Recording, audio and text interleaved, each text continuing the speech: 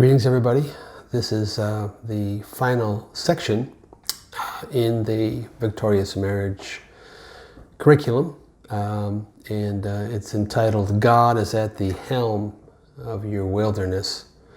So I'm going to talk about navigating the valleys, and I'm going to split this up into two parts so it's not too long. I want to start out by saying that dark times come across everyone's path. It's just normal in life that we encounter, testing and trials. And I like to kind of say it this way, that the valley of the shadow does not discriminate. Beautiful, beautiful Psalm 23. It's a wonderful psalm with wonderful promises. And though I walk through the valley of the shadow of death, now maybe it's not death, but there's all kinds of other shadows. Challenging situations that we have to walk through in life. And, there's no exemption for suffering. And there is a mystery in the proportion of its allotment. I haven't suffered really a whole lot in my life compared to other people that I know that have had tragedies, bereavement and illnesses. And if you happen to watch the Darkness and Spiritual Growth section, we kind of talk about, navigating darkness there a little bit as well.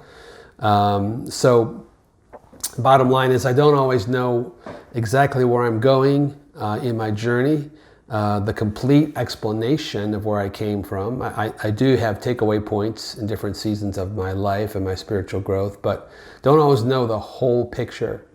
And even how to navigate where I currently find myself sometimes is a challenge, even though I've had a lot of experience in it.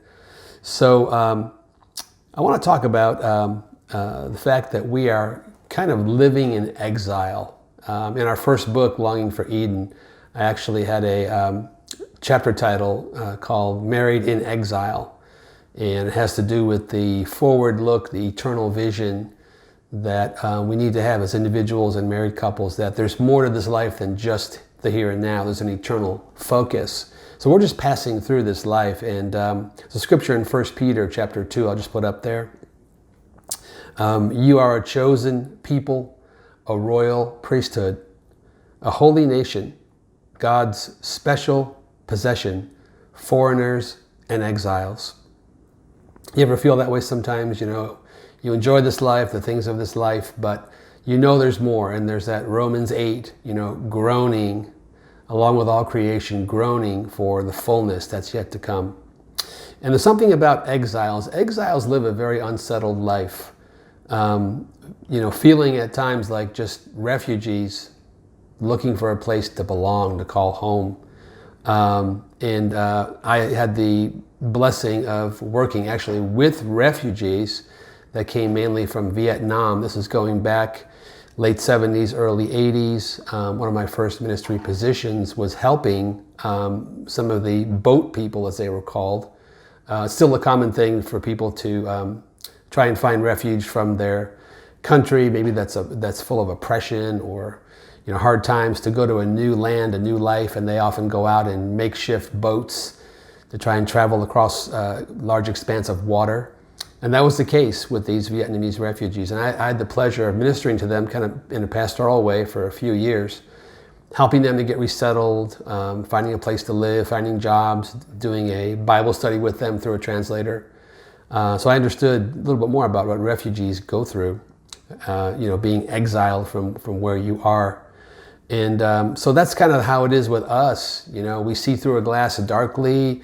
We are foreigners, we are pilgrims, we are sojourners, and the comfort in the journey is that though we are pilgrims, we are securely engraved on the palms of his hands, Isaiah 49.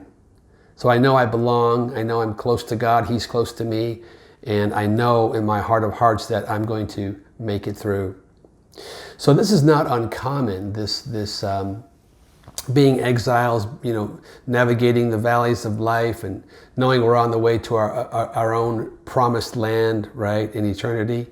But when you think about it, the very launch of the people of God, all the way back to Abram, the very launch of the people of God was marked by a forced migration. Abram was selected to inaugurate the chosen people, and the first part of the process, right off the bat, was to journey to an unknown place.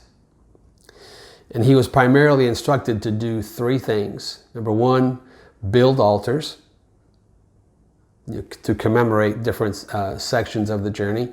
Pray, number two. And then number three, keep moving forward to the promised land.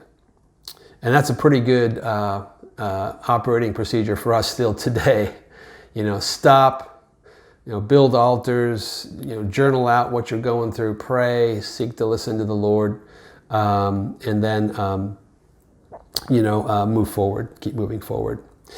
So another way I like to say it is this: God gives glimpses to fuel our vision, but not a full disclosure on all the details.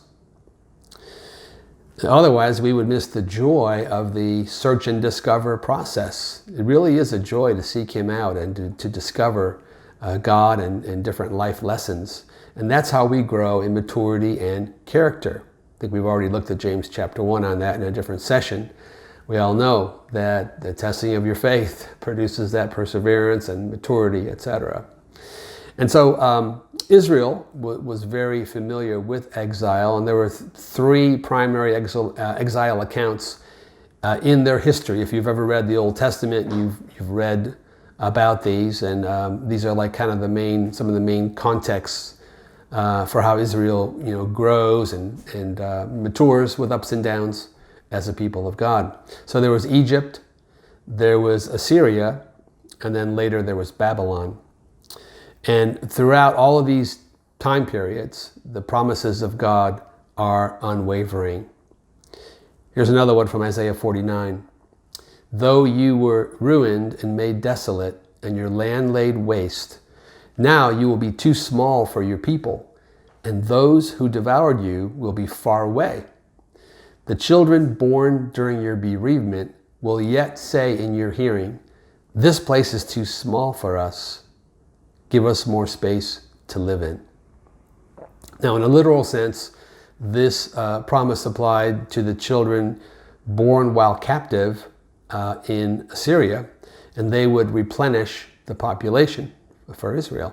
In a spiritual sense, I relate it to the birthing process of the Holy Spirit, especially in the times of testing, trial, or loss, or let's say seasons of bereavement, where it felt like or feels like my life's being plundered by the enemy. I'm being reduced in size. I'm losing things in life. Yet in the aftermath of it all, the deeply rooted fruit emerged, and it was sown, grown, and developed in the dark. This is like God's dark room, right? Where they develop photographs in a dark room. Sown, grown, and developed in the dark. And so here's the key principle. Our hearts are enlarged by what is birthed during times of bereavement and captivity. So if you pray, God, enlarge my heart, I want more of you, I want to grow, mature. Oftentimes it's during these times of bereavement and captivity where the most powerful seed is formed, and then when you plant that, it comes up so strong and your roots go down so deep that you will not be moved again. You will not be moved off of your faith again. So, another question. Have you ever been in such a painful place where you can actually feel the darkness, like it's tangible? I have. Over 45 years of being a Christian, many, many times. Hopefully, well, I won't say hundreds, but many. It reminds me of a scripture in the book of Exodus chapter 10.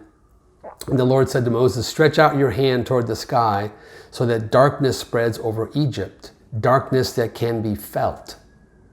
So Moses stretched out his hand toward the sky, and total darkness covered all Egypt for 3 days.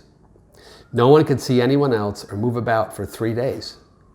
Yet all the Israelites had light in the places where they lived. Wow. I like to have seen that. Absolutely amazing. Pockets of light for the chosen people of God, but darkness where the Egyptians were. So, another question, and we'll end part 1 here with this question and pick this up in part 2, but have you ever felt like you were living on the Egypt side and you didn't have that pocket of light, but you actually felt the darkness? We'll pick it up in part 2.